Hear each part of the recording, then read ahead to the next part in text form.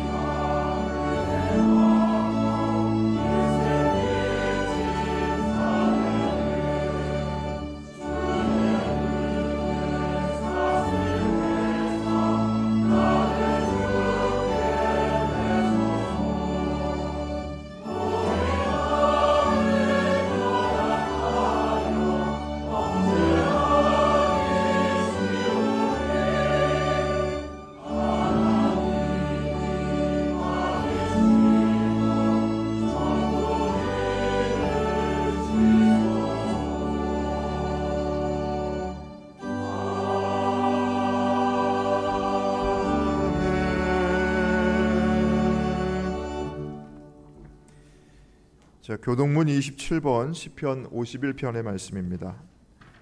하나님이여, 주의 인자를 따라 내게 은혜를 베푸시며 나의 죄악을 말갛게 씻으시며 나의 죄를 깨끗이 제하소서.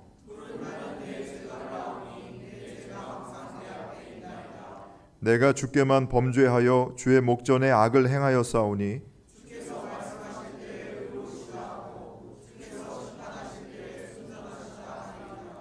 내가 죄악 중에서 출생하였으며 우술초로 나를 정결하게 하소서. 내가 정하리이다. 하나님이여, 내 속에 정한 마음을 창조하시고 아멘. 하나님은 통회하는 마음으로 나오는 사람들을 물리치지 않으십니다. 이제 우리들의 죄를 뉘우치고 고백합시다.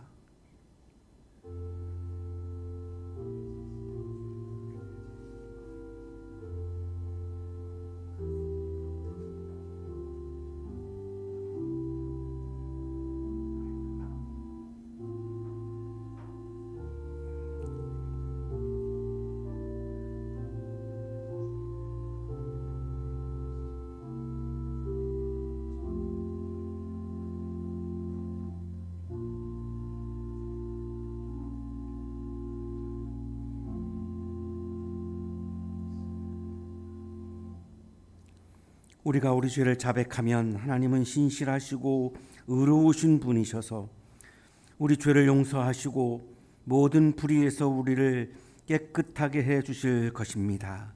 아멘.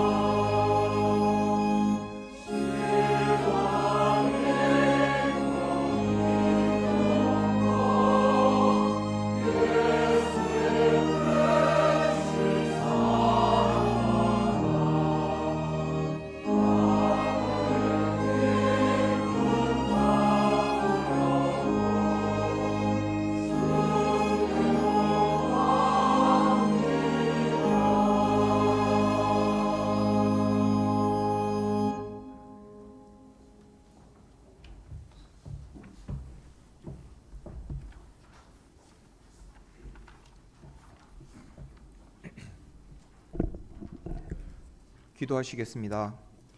사랑과 은혜가 많으신 하나님 아버지, 날마다 저희와 함께 하시며 은혜 가운데 살아갈 수 있도록 축복하시다가 오늘 이 귀한 자리에 모여 예배하게 하심을 감사드립니다. 만물이 생동하는 생명의 활력을 불어넣어 주시고 저희에게 따사로운 봄날을 선물하여 주심에 대해 감사합니다. 주님께서 주신 이 모든 기쁨과 은혜를 높여드리오며 기도드리옵니다. 저희의 심령이 오직 주님만을 향하여 영광 돌리오니 주님 홀로 기쁘게 받아 주시옵소서. 주님, 저희가 신앙생활을 할 때에 저희가 표현하는 기쁨이 진짜인지 가짜인지 주님은 알고 계십니다. 기도와 찬양을 드릴 때에 처한 상황과 상관없이 언제나 진심을 담아 주님께 드릴 수 있는 신앙생활 되게 하여 주시옵소서. 저희의 감정과 환경을 뛰어넘을 수 있는 놀라운 기쁨을 주님께서 주실 줄 믿사옵니다.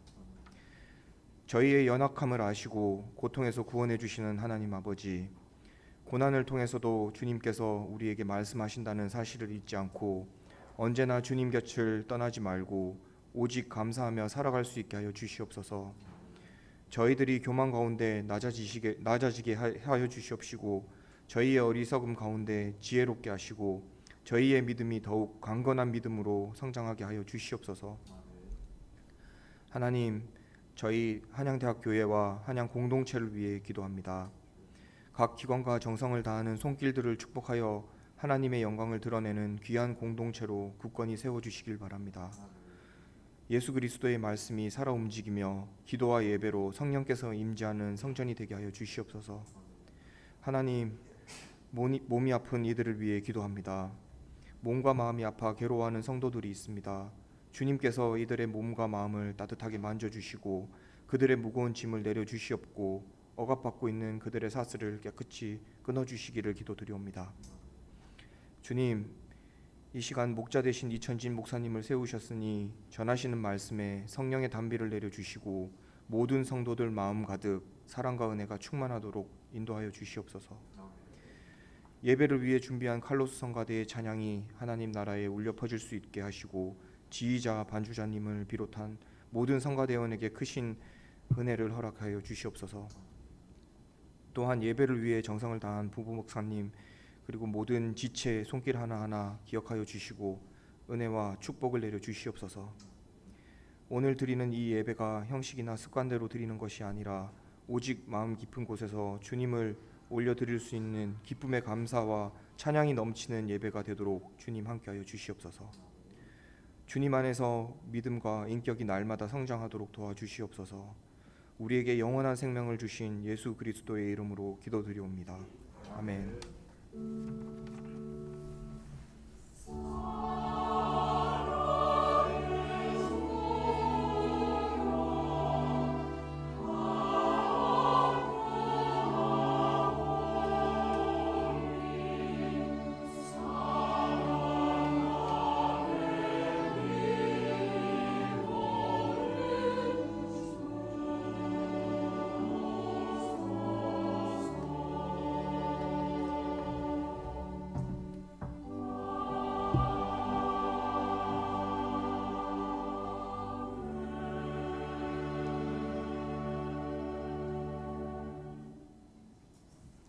예레미야 31장 31절에서 34절까지의 말씀입니다. 그때가 오면 내가 이스라엘 가문과 유다 가문의 새 언약을 세우겠다. 나 주의 말이다. 이것은 내가 그들의 조상의 손을 붙잡고 이집트 땅에서 데리고 나오던 때에 세운 언약과는 다른 것이다. 내가 그들의 남편이 되었어도 그들은 나의 언약을 깨뜨려 버렸다. 나 주의 말이다.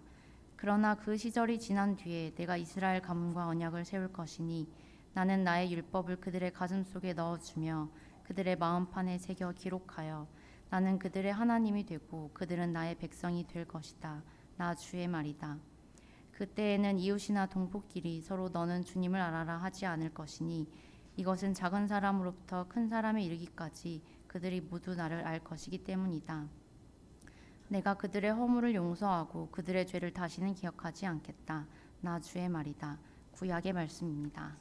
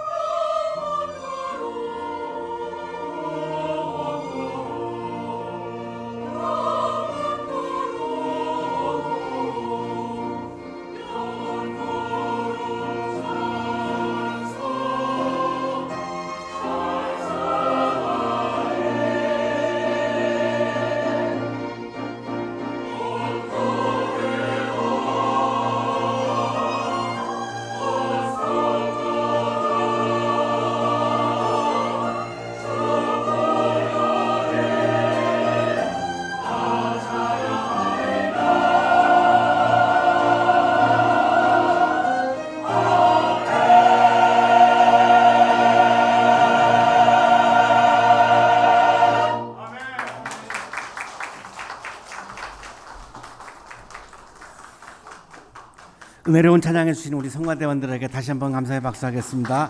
고맙습니다. 옆에 계시는 분과 사랑의 인사 나누시겠습니다. 사랑합니다. 보고 싶었습니다. 예.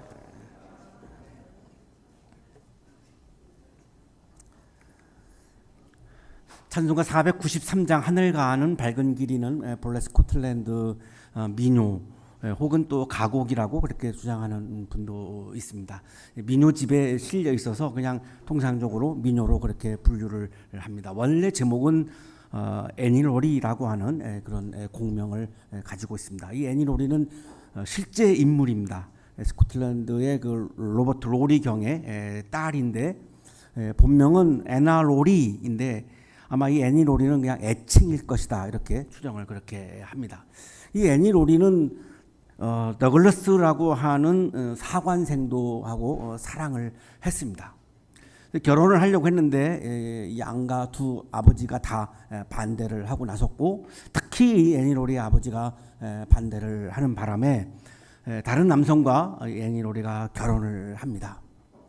이 반대했던 이유는 당시 스코틀랜드가 정쟁이 굉장히 심했습니다. 뭐 내전도 있었고요. 역사를 보시면 자세하게 그 명예혁명 뭐 이렇게 나오고 할 겁니다. 근데 이 두 아버지가 정치적인 노선이 달랐던 거죠. 그러니까 사돈을 맺을 수 없다 이래가지고 이제 결국은 다른 남성과 결혼을 한 겁니다. 근데 이 더글라스가 이 애니 로리를 잊지를 못합니다. 너무 마음 깊이 애니 로리가 차지하고 있었고 애니 로리에 대한 그 사랑의 추억을 도저히 잊을 수가 없고 그래서 1820년도에 애니 로리를 그리워하면서 시를 씁니다. 아침 이슬 빛나는 맥스웰튼 언덕에서 애니 로리는 맹세했지. 그녀의 진실한 사랑 결코 잊지 못하리. 참 사랑의 언약 사랑하는 애니 로리 내 맘에 살리라. 눈처럼 새하얀 이마 백조와 같은 목덜미 햇빛에 반짝이는 머리카락 아름다운 얼굴 빛나네. 우리 청년들 연애 편지 쓸 때 인용하면 굉장히 좋습니다. 눈처럼 새하얀 당신은 눈처럼 새하얀 이마 백조와 같은 목덜미 햇빛에 반짝이는 머리카락 아름다운 얼굴 빛난다. 이렇게 연애 편지 쓰시면 아마 연애가 잘 될 것 같습니다. 그녀의 깊고 푸른 눈동자 어여쁜 애니 로리를 위해 이 몸 바치리. 반짝이는 아침 이슬처럼 아름다운 발걸음 여름 산들바람에 한숨을 닮은 그녀의 감미롭고 낮은 목소리. 소프라노보다 아마 엘토가 더 매력적인 거 아닌가 이런 생각을 하게 하는 귀절인데요.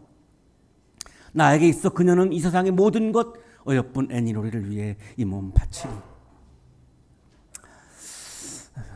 굉장히 아름답죠. 너무너무 아름답습니다.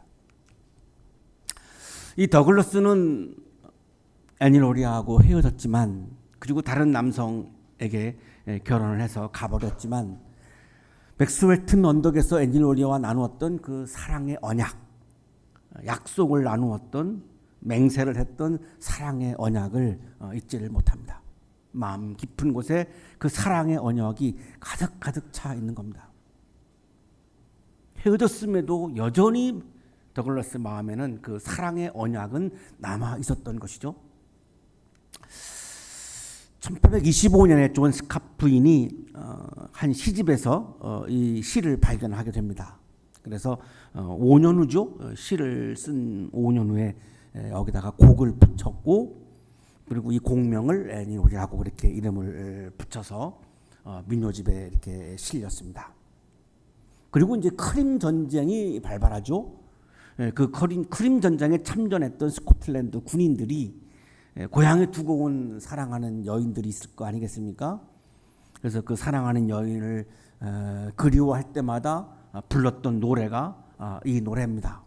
그러니까 전쟁터에서 수많은 군인들이 너나 할 것 없이 사랑하는 여성을 그리워하면서 이 노래를 부르면서 이 노래가 굉장히 이제 세계적으로 유명한 노래가 되었고 많은 사람들이 알려졌고 우리나라 고등학교 교과서에도 실릴 정도로 그런 세계적인 노래가 됐습니다. 이 사연을 이렇게 보면 사랑의 언약이라고 하는 것이 참 아름답고 소중하구나. 사랑의 언약이라고 하는 것이 너무나 우리들에게 소중하고 아름다운 것이구나. 그거를 깨서는 안 되는 거구나. 불가피하게 애니 로리와 더글러스처럼 아버님의 반대로 이룰 수 없는 상황이었기 때문에 불가피할 때도 물론 있지만 우리 스스로, 내 스스로 그거를 깨는 거는 참 아름답지 않는 거구나, 이런 생각을 하게 됩니다.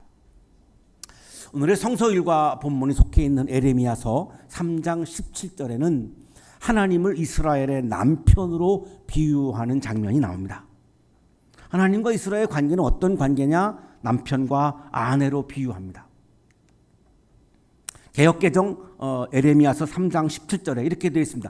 나는 너희 남편임이라. 하나님이 이스라엘을 향해서 그렇게 말씀합니다. 나는 너희들의 남편이야. 이렇게. NIV 성서에는 I am your husband 이렇게 번역을 하고 있고, 킹 제임스 버전도 I am married unto you 이렇게 다 남편이다라고 그렇게 번역을 하고 있습니다.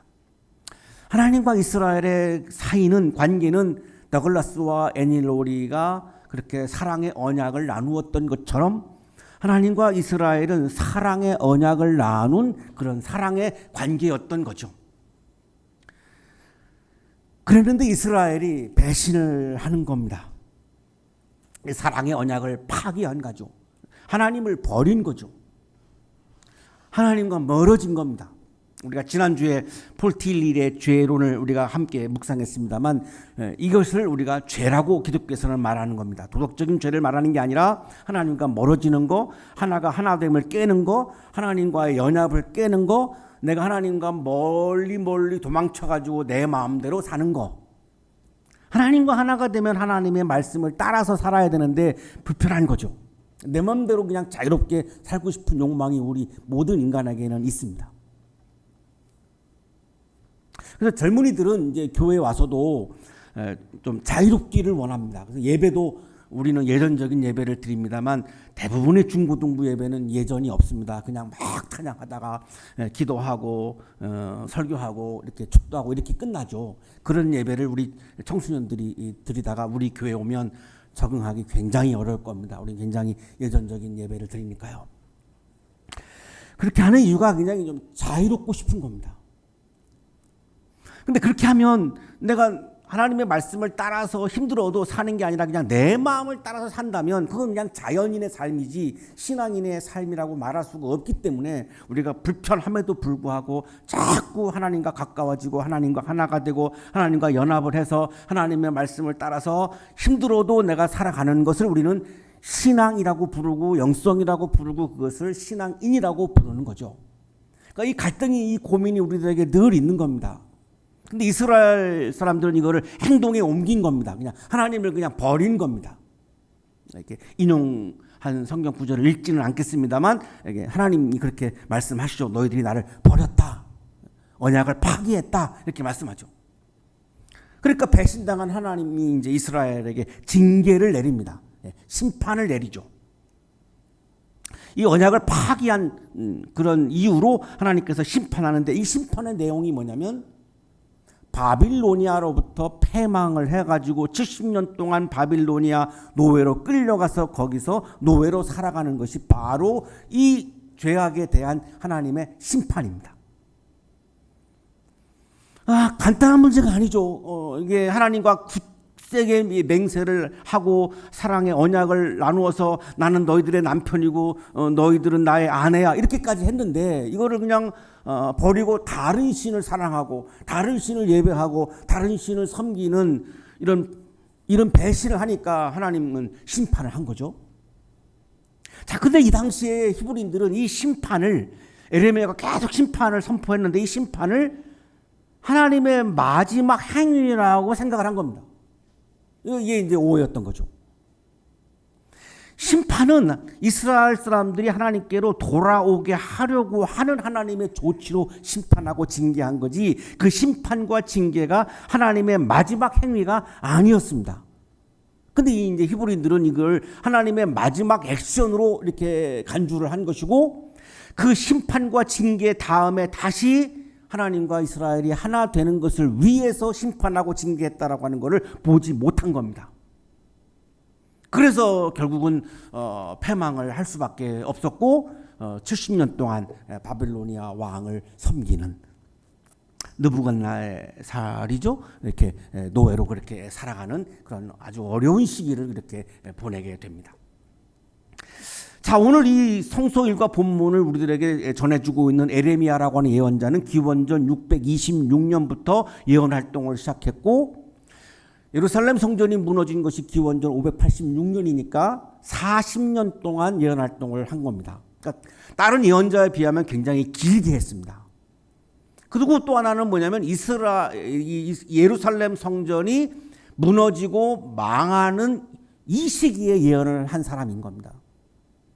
굉장히 중요한 예언자이기도 하고, 나라가 망하는 상황에서 나라가 망한다라고 얘기를 해야 하니까 굉장히 고난과 핍박도 많이 받았던 그런 예언자고, 나라가 망하는 것을 얘기하면서 예레미야의 마음이 깊었겠습니까? 너무나 아팠죠. 그래서 우리가 눈물의 예언자라고 하는 별칭을 이 예언자가 가지고 있는 거죠.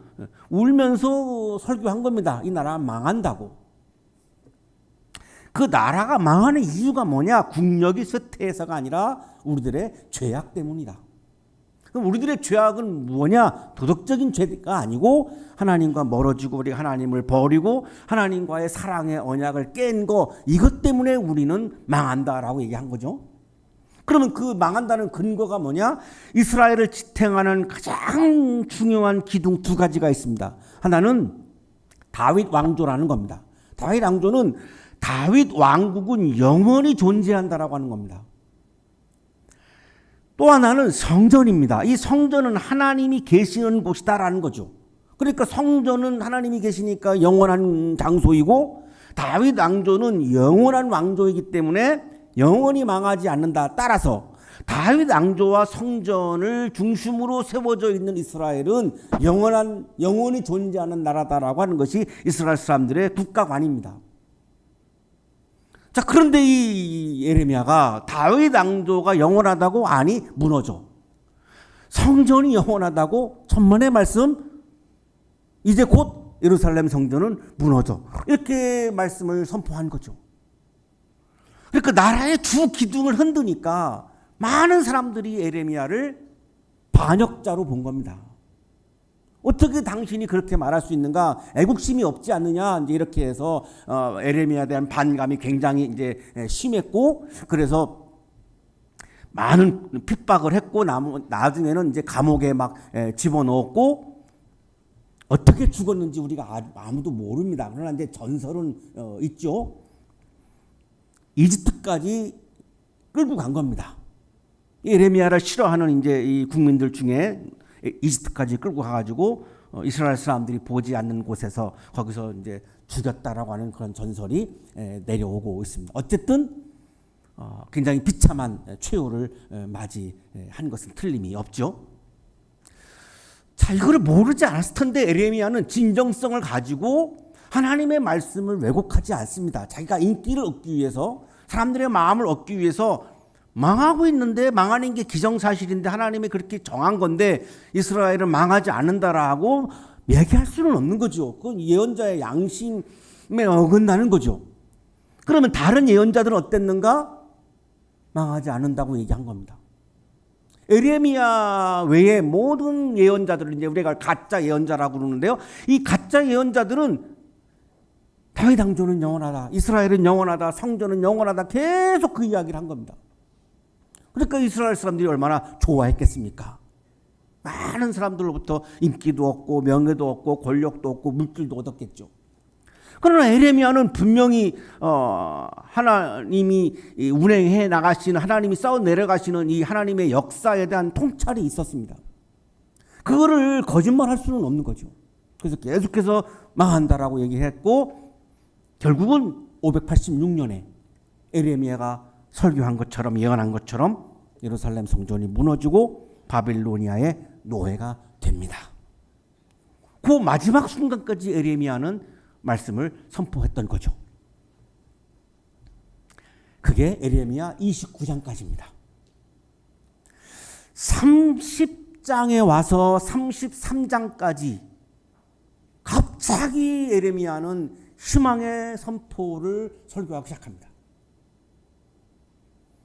이게 어떻게 된 것인가? 자, 이게 바로 29장까지는 예루살렘 성전이 무너지는 데까지 얘기한 것이고 30장과 33장에서 희망을 선포하는 것은 바빌로니아 포로 이후의 상황에 대한 희망의 선포입니다.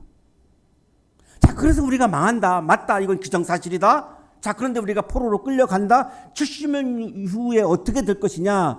하나님은 다시금 우리 이스라엘을 구원해 주셔서 우리는 다시 예루살렘으로 돌아오게 된다. 이게 30장에서 33장까지 말씀하시는 내용입니다. 그러면 그 근거가 뭐냐?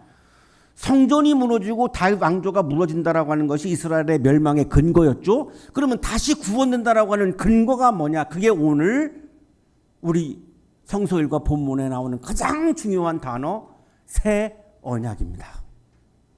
이 새 언약이 바로 희망의 근거입니다. 그래서 브라이트라고 하는 성서학자는 오늘의 우리가 주어져 있는 성서일과 본문을 가리켜서 가장 구약 성서에서 감동적인 본문이다라고까지 그렇게 평가를 하고 30장에서 33장까지를 위로의 책이라고 그렇게 이름을 붙인 정도로 굉장한 이제 희망의 선포를 하고 계시는 거죠. 자, 오늘도 우리들은 살면서 많은 어려움을 겪다가 여기에 오셨죠. 많은 힘든 일을 겪다가 그런 힘든 일을 겪으며 살다가 우리가 이 자리에 왔습니다. 특히 우리 청년들은 더더욱 굉장히 암울한 미래 앞에서 살다가 이 자리에 옵니다. 자, 우리도 역시 계속해서 반복하는 것이 하나가 있죠. 자, 여기가 마지막이 아닌가? 여기가 끝이 아닌가? 내가 이제 할 수 있는 게 아무것도 없네? 그럼 내 인생 끝난 거잖아. 이거를 우리가 절망이라고 얘기를 하죠. 그거는 내가 쓰는 역사입니다. 히브리인들도 그렇게 생각했던 거죠. 그런데 예레미야의 신학적인 통찰은 내가 쓰는 히브리인들이 쓰는 역사 그 너머에 있는 하나님이 쓰시는 역사를 본 겁니다. 그 하나님의 역사는 뭐냐? 70년 이후에 다시 예루살렘으로 돌아오게 해서 다시 나라를 재건하고 성전을 재건하고 잃어버렸던 신앙을 다시 재건해서 히브리인들이 다시금 하나님의 백성이 되고 하나님은 다시금 이스라엘의 하나님이 되어서 하나님은 이스라엘을 보호하고 하나님은 이스라엘을 지키시는 하나님이 되는 거고 유대인들, 이스라엘 사람들은 하나님의 백성이 되어서 하나님의 다스림을 받으며 하나님의 다스림을 받는다라고 하는 말은 폭력을 받는다는 게 아니라 노예로 산다는 말이 아니라 하나님의 지켜주심과 하나님의 인도하심과 하나님의 보호하심을 받게 된다. 이것이 예레미야의 신학적인 통찰이었던 겁니다. 이거를 우리는 신앙이라고 부르는 겁니다. 자, 그래서 오늘 본문을 우리들에게 희망의 말씀으로 우리에게 오늘도 주고 계시는데 이렇게 시작합니다. 그때가 오면, 굉장히 중요한 구절인데요. 왜 그러냐면 거짓 예언자들은 지금 망하지 않는다라고 하는 거였고 예레미야는 지금 망한다는 겁니다. 이게 굉장한 차이입니다. 자, 그런데 그러면 다 망하고 다 끝나느냐? 아니, 그때가 오면입니다. 그때가 오면 언제입니까? 바벨로니아 노예로 살았던 70년 이후입니다. 그때가 오면 70년 이후를 내다보고 있는 거죠. 예레미야는 그때가 오면. 내가 이스라엘 가문과 유대 가문에, 이스라엘은 북왕국을 말하는 것이고 유다 가문은 남왕국을 말합니다. 이스라엘 가문과 유다 가문에 새 언약을 세우겠다. 이 새 언약이 핵심용 단어입니다. 오늘 성서일과 본문의 핵심 단어이죠. 새 언약을 세우겠다. 그 새 언약이 있으면은 옛 언약이 있겠죠. 그럼 옛 언약은 뭘까요? 시내산 언약입니다. 출애굽해가지고 이제 광야로 나와가지고 가나안 땅으로 가다가 시내산에 들으죠. 시내산에서 하나님과 이스라엘이 언약을 맺습니다. 사랑의 언약을 맺습니다. 그 언약의 내용이 뭐냐면 나는 이스라엘의 하나님이 되고 이스라엘은 하나님의 백성이 된다는 언약입니다. 그 말은 나는 이스라엘을 지킬 것이고 나는 이스라엘의 책임을 내가 책임을 갖고 있는 거고 나는 이스라엘을 보호할 거고 가나안 땅까지 갈 동안 광야에서 40년 동안 물도 없고 먹을 것도 없고 많은 사람들의 외침도 있고 수도 없는 고난이 기다리고 있지만 나는 이스라엘의 하나님이기 때문에 나는 이스라엘을 지킬 것이고 보호할 것이다라고 하는 것, 이 언약입니다. 굉장한 중요한 언약이죠.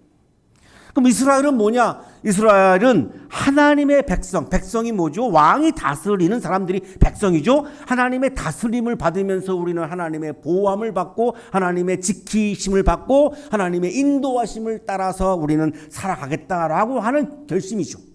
이 언약을 맺은 거죠. 근데 그거를 깬 거예요. 깨서 망한다는 거죠. 심판을 받는다는 거죠. 거기가 끝이 아님을 말씀하는 겁니다. 새 언약을 세우겠다라고 하는 겁니다. 언제? 그때가 오면. 그러면 잃어버렸던 희망이 다시 찾아오기 시작한다는 겁니다. 이스라엘이 망하는 것은 하나님이 이미 결정했다는 겁니다. 기정사실이라는 겁니다. 바빌로니아 왕을 하나님의 도구로 사용하겠다고까지 말씀했으니까요. 이거는 거역할 수 없다는 겁니다. 되돌릴 수 없다는 겁니다. 어떻게 누구도 이걸 하나님의 결심을 바꿀 수 없다는 겁니다. 그건 기정사실입니다. 그러나 하나님은 거기서 끝나지 않고 하나님의 역사는 다시금 그럼에도 불구하고 새 언약을 통해서 다시금 이스라엘 사람들과 사랑의 언약을 맺는다는 겁니다. 자, 우리도 마찬가지죠.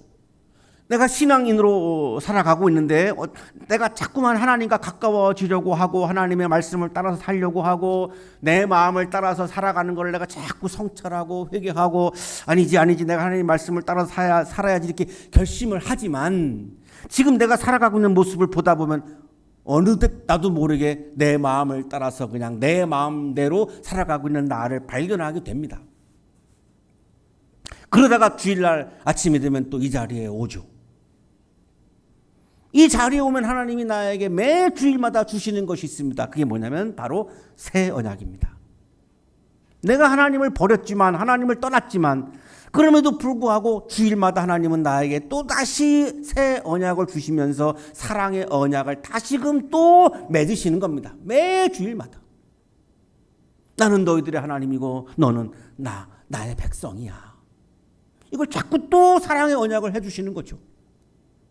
그래야만 내가 다시금 하나님의 백성으로서 하나님의 말씀을 따라서 살아가는 신앙인, 그리스도인, 믿음의 사람으로 하나님의 사람으로 살 수 있기 때문이죠.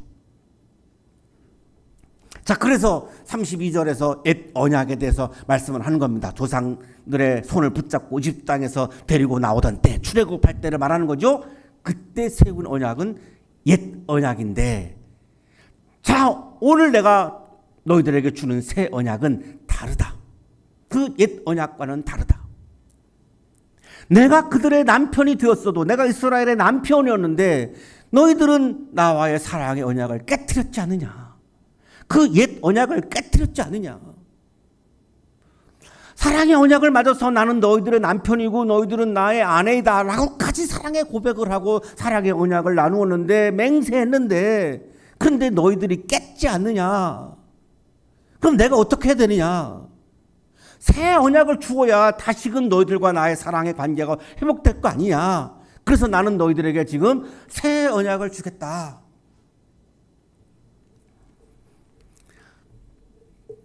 이 출애굽 때 옛 언약이 출애굽기 19장 5절 6절에 있는데요. 읽지는 않고 그냥 참고하시면 좋을 것 같습니다. 남편과의 사랑을 배신하고 사랑의 언약을 깨트려 버린 이스라엘 사람들, 히브리인들. 하나님이 보기에 참 밉죠.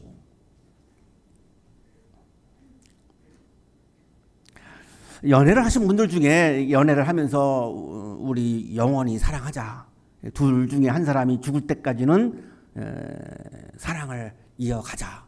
둘 중에 하나가 죽으면 사랑을 할 수가 없는 거니까 둘 중에 한 사람이 죽을 때까지는 우리 서로 배신하지 않고 사랑을 나누자. 막 그런 약속을 하신 경우가 많이 있을 것 같은데요. 그런데 그게 아니라 한 사람이 죽을 때까지가 아니라 중간에 이제 상대방이 그 사랑의 약속을 깨버리면 굉장히 상처받죠. 굉장히 힘들죠. 막 그래서 막 자살을 하려고 막 하기도 하고 막 그러죠. 그게 바로 저였습니다. 자살을 하려고 사랑의 배신을 당해가지고 저만 그런 것 같지는 않을 것 같아요. 여러분 중에도 아마 있을 것 같은데요. 그때 하나님의 마음이 얼마나 찢어지게 아팠을까. 이게 사랑의 배신을 당해본 사람들은 조금은 느낄 것 같은데요. 너무너무 찢어지게 아픈 거죠. 그러나 하나님은 그럼에도 불구하고 다시금 새 언약을 주신다는 겁니다. 그러나 그 시절이 지난 뒤에 내가 이스라엘 가문과 언약을 세울 것이니 나는 나의 율법을 그들의 가슴속에 넣어주며 그들의 마음판에 새겨 기록하여 나는 그들의 하나님이 되고 그들은 나의 백성이 될 것이다. 나 주의 말이다. 새 언약의 특징이 있습니다. 옛 언약과는 다른 점이 있습니다. 두 가지입니다. 옛 언약의 경우에는 쌍방의 언약이었습니다. 오늘 주시는 새 언약은 하나님의 일방적인 언약입니다. 네가 사랑의 언약을 깼지, 사랑의 계약을 깼지, 사랑의 언약을 깼지. 그러니까 그냥 물어보지도 않고 나하고 다시금 사랑을 나눌래? 물어보지 않고 그냥 하나님이 그냥 일방적으로 그냥 사랑의 언약을 맺으신 겁니다. 왜 그랬을까요? 물어봐야 하나님에 대한 사랑을 다시 회복하려고 하는 마음도 없는 것처럼 보이고 그럴 가능성도 없는 것 같고 그래서 그냥 강하게 드라이브를 거신 거죠. 그냥 일방적으로 사랑의 언약을 이렇게 주시는 거죠. 두 번째 아주 큰 차이가 있습니다. 십계라고 하는 영화를 보셔서 떠올려 보시면 기억나시겠습니다만 옛 언약은 돌판에 새겨졌습니다. 이렇게 막 불이 와가지고 돌판에 막 이렇게 십계명을 막 새기는 장면이 그 십계라고 하는 영화에 아주 인상적으로 나오죠. 돌판에 세웠습니다. 돌판에 세웠으니까 사람들은 어떻게 하죠? 돌판에 기록되어 있는 언약을 읽는 거죠. 자, 읽는다는 게 뭡니까? 머리로 읽는 겁니다. 우리가 글을 읽는 거는 머리로 하는 겁니다. 머리로 읽는 것에 약점이 있죠. 실천까지 안 갈 가능성이 많습니다. 머리로 우리가 교통신호 어기면 안 된다는 거 알지만 나도 모르게 교통신호 어길 때가 있죠. 내가 사랑의 배신을 하면 안 된다라고 하는 거 알지만 나도 모르게 배신할 때가 있죠. 왜 그럴까요? 머리로 안다고 해서 그것이 실천까지 가지 않습니다. 그래서 머리로 안 다음에 가는 다음 단계가 이제 가슴이죠. 머리에서 가슴으로 가면 그것이 이제 감정이 되고 감정까지 가도 행동으로 안 갑니다. 그 다음에 가는 단계가 마음입니다. 그래서 지정의라고 그렇게 우리가 구분하는 거죠. 머리에서 가슴으로 가고 가슴에서 마음으로 갈 때 마음이 움직여서 마음에 내가 그것이 가득 차면 그것이 행동으로 나타나는 겁니다. 옛 언약의 한계는 머리였습니다. 머리로 읽는 언약이었던 겁니다. 자, 그래서 이번에는 하나님이 마음판에다가 새 언약을 새겨주신 겁니다. 왜요? 마음이 움직여야 실천으로 갈 수 있고 행동으로 갈 수 있다라고 하는 것 때문에 이번에는 마음에 새겨준 겁니다.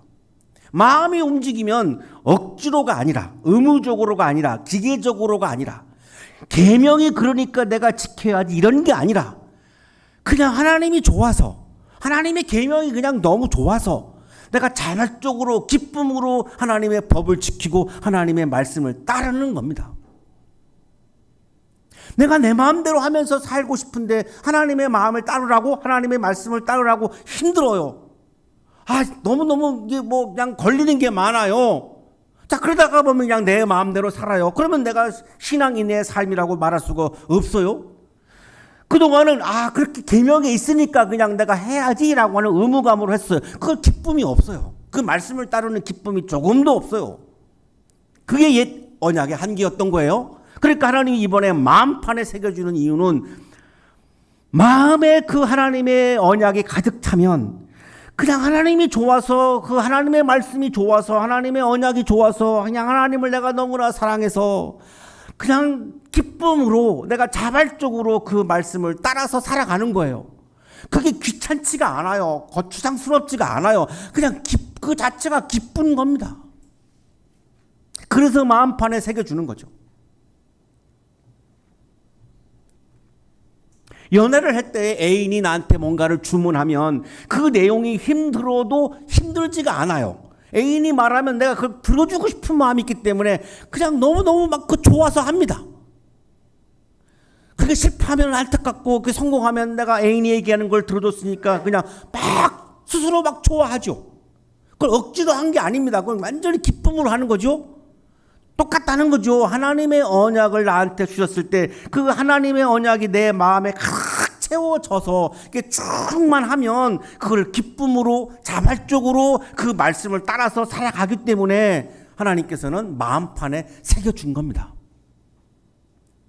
그 결과가 뭡니까? 하나님은 다시금 이제 이스라엘의 하나님이 되고 이스라엘은 하나님의 백성이 되어서 하나님은 다시금 이스라엘 사람들을 지켜주시고 보호해주시고 인도해주시는 것이고 이스라엘 백성들은 하나님의 백성이 되었으니까 하나님의 다스림을 받으며 그동안은 내가 나를 다스리며 살았는데 이제는 그냥 하나님의 다스림을 받는 것을 좋아하는 거죠. 하나님의 다스림을 받으면서 하나님의 말씀을 따라서 오늘도 최선을 다해서 기쁨으로 그 말씀을 따라서 지키면서 기쁨으로 살아가는 겁니다. 이거를 우리가 신앙생활이라고 부르는 거죠. 그래서 오늘도 우리는 예배당에 예배 자리에 나와서 오늘 주시는 새 언약을 받는 거죠. 렘케라고 하는 구약 주석가가 마음으로 받아들여야지만 실천이 가능하다 이렇게 강조하고 클레멘츠라고 하는 구약 주석가도 하나님의 영이 우리의 마음을 움직일 때에 실천이 가능하다 이렇게 요 규절을 주석하면서 굉장히 강조합니다. 자, 이제 새 언약을 받은 결과입니다. 새 언약을 우리가 받아들이고 내 마음에 채우면 어떤 일이 벌어지느냐? 하나님을 알게 된다 이렇게 말씀하죠. 하나님을 알게 된다. 그동안은 몰랐나요? 옛 언약 때는 몰랐나요? 알았죠. 여기 알다라고 하는 말은 히브리어 야다를 옮긴 말인데 야다라고 하는 말은 그냥 머리로 아는 것을 말하는 것이 아니고 당사자 사이가 굉장히 친밀하고 관계가 깊어져서 굉장히 사귐과 교제가 깊어져서 하나가 되어서 하나님의 뜻을 따라서 내가 기쁨으로 자발적으로 그것을 내가 실천하며 살아가는 거 행동이 있는 거 이거를 히브리인들은 야다라고 부릅니다. 그냥 머리로 아는 거를 야다라고 부르지 않습니다. 실천이 포함되어 있는 것이 야다라고 하는 단어입니다.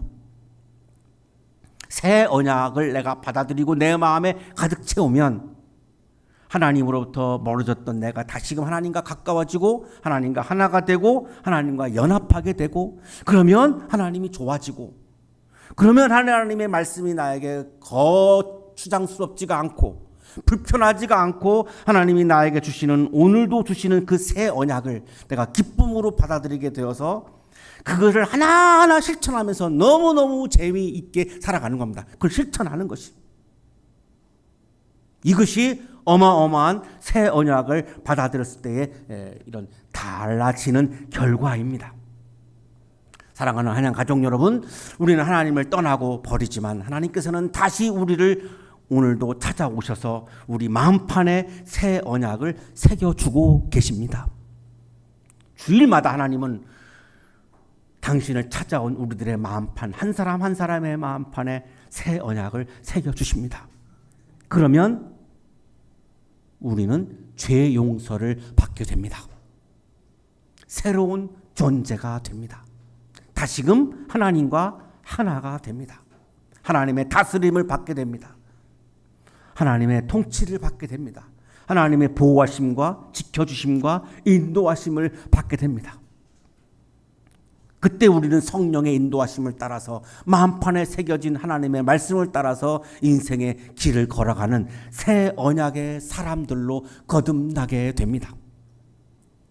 모두가 각자가 다 욕망의 길을 따라 걸어갈다 할지라도 남에게 피해를 주든 말든 그 길이 아름다운 길이든 추한 길이든 상관하지 않고 그냥 오로지 나만의 이익을 위해서 욕망의 길을 걸어간다 할지라도 우리는 그리스도인으로서 신앙인으로서 하나님의 자녀로서 하나님의 백성으로서 매 주일마다 새 언약을 주시는 그 하나님의 말씀을 따라서 오늘도 묵묵히 힘차게 기쁜 마음으로 걸어가는 우리는 하나님의 사람들입니다.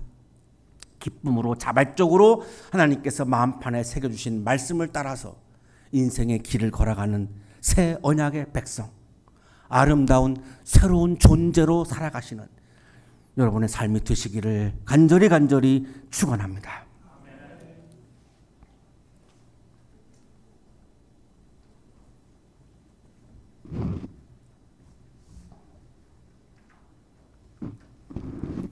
자꾸만 하나님으로부터 멀어져 가고 있는 우리의 모습을 주님께 내어놓습니다. 오늘도 우리에게 새 언약을 주셔서 다시금 하나님과의 관계를 회복하고 하나님과 다시금 사랑의 언약을 맺고 하나님의 백성이 되게 해 주셔서 감사합니다. 한 주간을 살아갈 때에 내 마음을 따라서가 아니라 하나님께서 주시는 그 말씀을 따라서 한 발자국 기쁨의 인생의 길을 걸어갈 수 있도록 사랑의 언약을 우리의 마음에 가득 채우게 하여 주시옵소서. 새 언약을 굳게 붙잡고 한 주간을 힘차게 믿음으로 살게 해 주옵소서. 예수 그리스도 이름으로 기도하옵나이다. 아멘.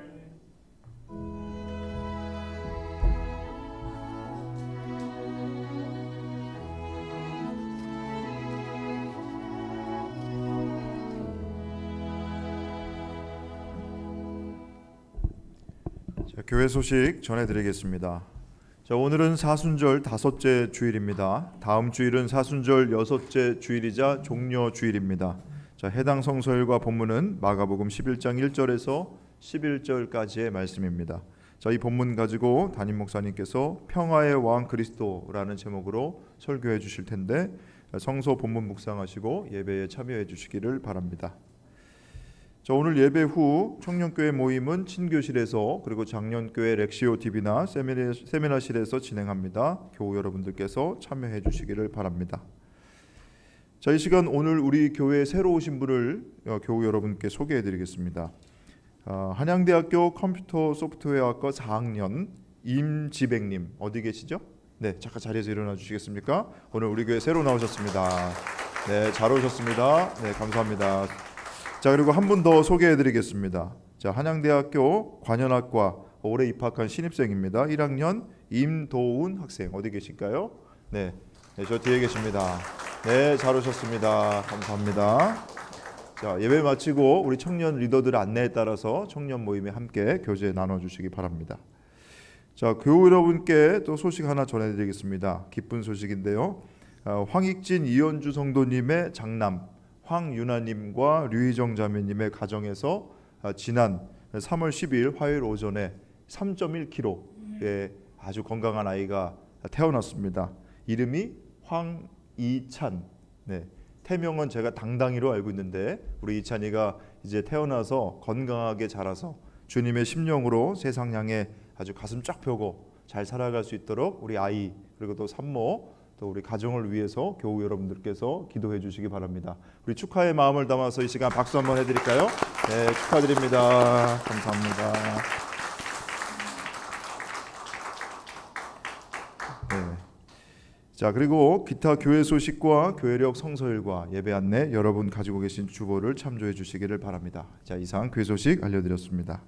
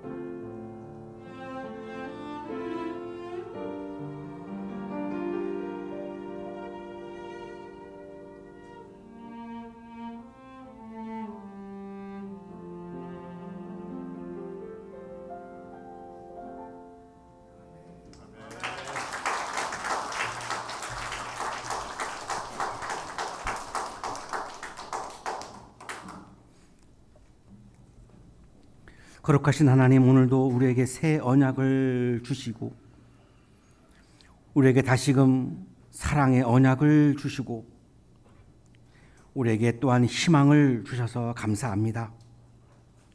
여기가 마지막이 아니고 하나님이 쓰시는 역사가 아직 남아있음을 믿음의 눈으로 바라보게 해 주셔서 감사합니다. 감사의 마음을 찬양과 예물에 담아 올려드리오니 기쁘게 받아주시고 예물과 찬양을 올려드리는 그 손길 위에 크신 은혜를 부어 주옵소서. 예수 그리스도의 이름으로 기도하옵나이다. 아멘.